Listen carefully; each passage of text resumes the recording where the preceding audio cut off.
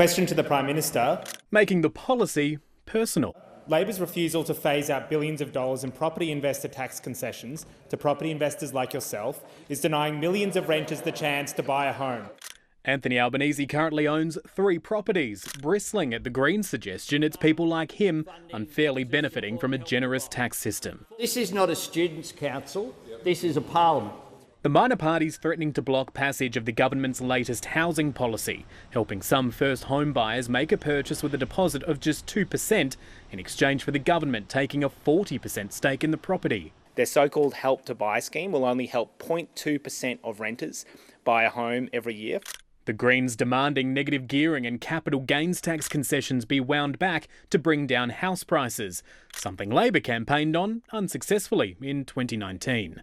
The argument being that the government set a precedent for revisiting policies in its recent reshaping of income tax cuts. Labor says no, no, no, no, no, yes, and everything's impossible until it's not. It stands on its own and on its merits.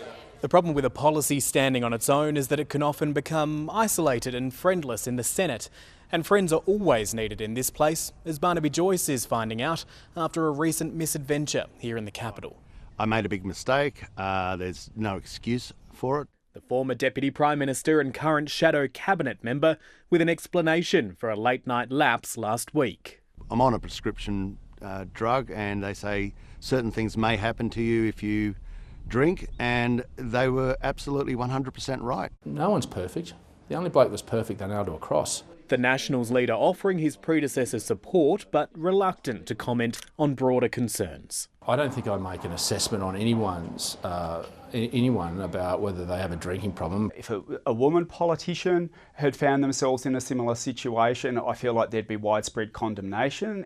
Isolation in the place of condemnation from his colleagues for now. Matthew Doran, ABC News, Canberra.